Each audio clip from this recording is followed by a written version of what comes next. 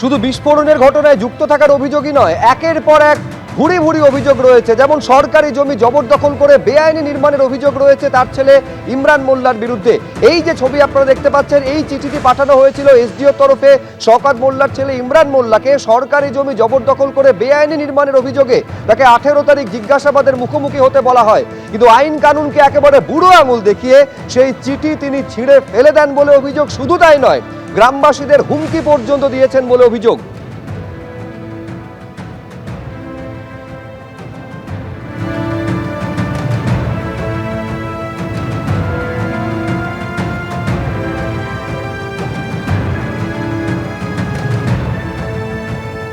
একটা বিল্ডিং দেখছেন না, ওইটা শওকত মোল্লার ভাই ওই মেয়েদের কি বলে না লজ না কি ওটাই করবে বলে করছিল। আমরা বাড়ি দিয়েছিলাম, প্রশাসনকে জানিয়েছিলাম।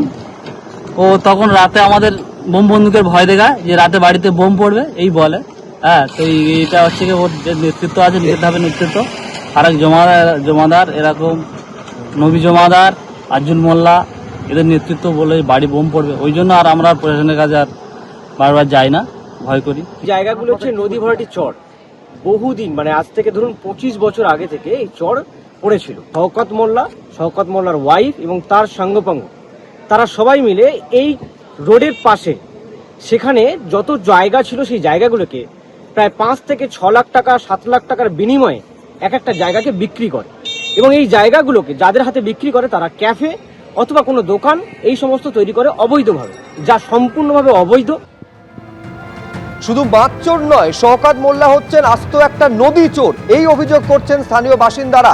এই অভিযোগ তারা করেছেন যে মাতলা নদীকে বুঝিয়ে দিয়ে সেখানে একের পর এক বেআইনি হোটেল এবং রেস্তোরাঁ নির্মাণ করছেন। শুনুন কি অভিযোগ করেছিলেন স্থানীয় বাসিন্দারা আমাদের প্রতিনিধির সামনে। যে জায়গায় আমরা এখন দাঁড়িয়ে রয়েছি এই জায়গাতেই ছিল মাতলা নদী। ছিল এই কারণেই বলা হচ্ছে, তার কারণ স্থানীয় বাসিন্দাদের অভিযোগ যে এই মাতলা নদীর বিভিন্ন অংশ মাটি দিয়ে বুঝিয়ে দেওয়া হয়, বা শুরুতে ভেরির নাম করে প্রথমে ঘিরে দেওয়া হয়।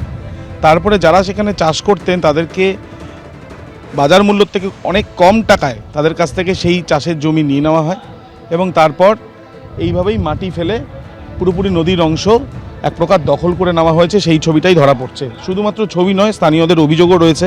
তারা এতদিন কোনো জায়গাতেই অভিযোগ করতে পারতেন না, অভিযোগ করলেও তাদের উপরে কিন্তু আক্রমণ আসতো, এমনটাই তাদের বক্তব্য। যে জায়গায় আমরা দাঁড়িয়ে আছি এই জায়গা শওকত মোল্লা, তার বিরুদ্ধে অভিযোগ যে তার ছেলের যেমন রিসর্ট রয়েছে বা যে রেস্তোরাঁ রয়েছে, তার সঙ্গে সঙ্গে এখানেও একটি হোটেল বা রিসর্ট তৈরি করা হচ্ছিল, যেটা তার আত্মীয়, তার ভাই, তার নামে, এমনটাই স্থানীয়দের বক্তব্য। কিন্তু এই যে দেখা যাচ্ছে যে সম্পূর্ণ যে মাটি দেওয়া বা সম্পূর্ণ একটা বড় গ্রাউন্ডের মতন একটা স্পেস, এই জায়গা ছিল মাতলা নদীর অংশ। সেই জায়গাতেই মাটি ফেলে এইভাবে দখল করা হয়েছে এবং তাতে যেটা হয়েছে, নদীর গতিপথ পরিবর্তন হয়েছে এবং তার সাথে সাথে এখানকার যারা স্থানীয় বাসিন্দারা তারা জানাচ্ছেন যে তাদেরও অনেক এই নদীর পাশে যেটুকু জায়গা তাদের ছিল সেগুলো বাজার মূল্য থেকে কম টাকা তাদের কাছ থেকে নিয়ে নেওয়া হয়েছে। বাদিকের ছবিটা দেখাবো, এখানে একের পর এক শুধুমাত্র এই মাটি ফেলে এখানে রিসর্টের জন্য জায়গা দখল করা হয়েছে বা এক প্রকার নদী অংশ চুরি করে নেওয়া হয়েছে। এমনটাই শুধু নয়, নদী চুরি ছাড়াও এখানে দেখা যাচ্ছে বেআইনিভাবে একাধিক স্যাক তৈরি করা হয়েছে, যে স্যাকগুলো আমরা সমুদ্র সৈকতে বা দীঘা, মন্দারমণি বা তাজপুর সেই সব জায়গায় দেখা যায়। সেই ধরনের স্যাক তৈরি করা হয়েছে। স্থানীয় পুলিশের তরফ থেকে এই স্যাকগুলোকে আপাতত বন্ধ রাখতে বলা হয়েছে। এই স্যাকগুলো যে তৈরি করা হয়েছে সেগুলোরও তত্ত্বাবধানে রয়েছে এই শওকত মোল্লা, যে শওকত মোল্লার খোঁজে তার বাড়িতে ঘন্টার পর ঘন্টা তল্লাশি অভিযান চালাচ্ছে এনআইএ, কিন্তু তার খোঁজ মিলছে না।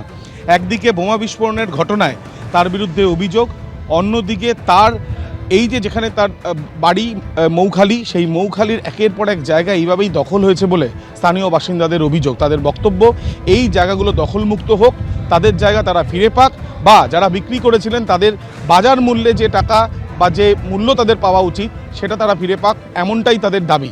কিন্তু শওকত কোথায়, তার খোঁজ না পাচ্ছে পুলিশ, না পাচ্ছে এনআইএ। আজকে দিনভর শওকত মোল্লাকে ঘিরে বারবার উঠলো চোর স্লোগান, মাছ চোর স্লোগান, এমনকি ডিম এবং মাছ নিয়ে বিক্ষোভ পর্যন্ত দেখানো হলো। এই ছবি আপনারা দেখতে পাচ্ছেন, যখন শওকত মোল্লাকে ব্যাংশাল আদালতে নিয়ে যাওয়া হচ্ছে তাকে উদ্দেশ্য করে বোতল ছোড়া হলো।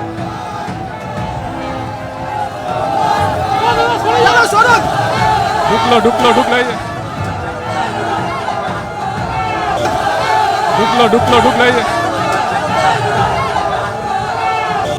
এর আগে দফায় দফায় শওকত মোল্লাকে উদ্দেশ্য করে বিক্ষোভ দেখানো হয়। যখন এনআইএ অফিস থেকে তাকে নিয়ে আসা হচ্ছে বিধাননগর হাসপাতালে তার মেডিকেল করার জন্য, স্বাস্থ্য পরীক্ষা করার জন্য, তখনও তাকে ঘিরে ধরে বিক্ষোভ, এমনকি চোর চোর স্লোগান উঠলো, ডিজে বাজিয়ে উঠলো।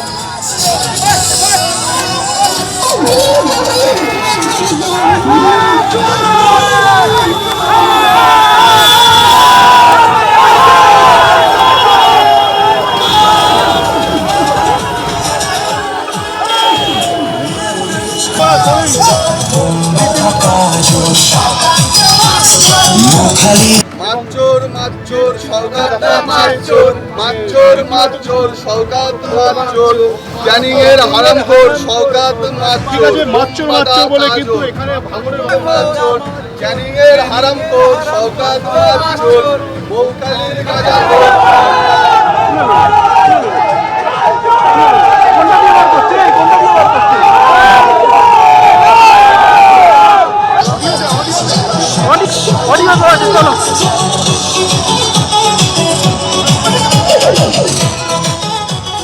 ইতিমধ্যেই কিন্তু ভাঙড়ের লোকজন যারা এনআইএ দপ্তরের বাইরে ভিড় জমিয়েছিলেন তারা কিন্তু রীতিমতো দৌড়াদৌড়ি শুরু করেছেন। কেন শওকত মোল্লাকে আউটের গেট দিয়ে না বার করে সামনের গেট দিয়ে বার করা হচ্ছে। সেই কারণেই কিন্তু যে চিত্র দেখা যাচ্ছে যে রীতিমতো ভিড় জমেছে এখানে। শওকত মোল্লাকে এনআইএ দপ্তর থেকে বার করা হয়েছে, কোর্টে নিয়ে যাওয়া হবে। এলাকার মানুষজন তারা কিন্তু ভিড় জমান এবং এই যে এনআইএ দপ্তর, সেই এনআইএ দপ্তর থেকে বার করার পরেই রীতিমতো মানুষজন সব একত্রিত হয়েছিল এবং এখানে এখনো পর্যন্ত তারা অপেক্ষা করছেন যে শওকত মোল্লাকে কোন গেট দিয়ে বার করা হয়েছে। সেই কারণে এখানে দেখাবো ছবি, তুমি দেখতে পাচ্ছ যে এনআইএর আধিকারিকরা তারা কিন্তু শওকত মোল্লাকে নিয়ে বেরিয়ে যাচ্ছে এবং তার পিছু নিচ্ছে এলাকার বাসিন্দারা। এবং যে চিত্র দেখাবো তোমাকে, মাচ্চোর মাচ্চোর গান বাজানো হচ্ছে এবং ভাঙড়ের বেশ কিছু বাসিন্দা তারা কিন্তু পিছু নিয়েছে। এবং তোমাকে দেখাবো নিউ টাউনের সন্ডি সেতুকাকে বলবো ছবিটা দেখাতে,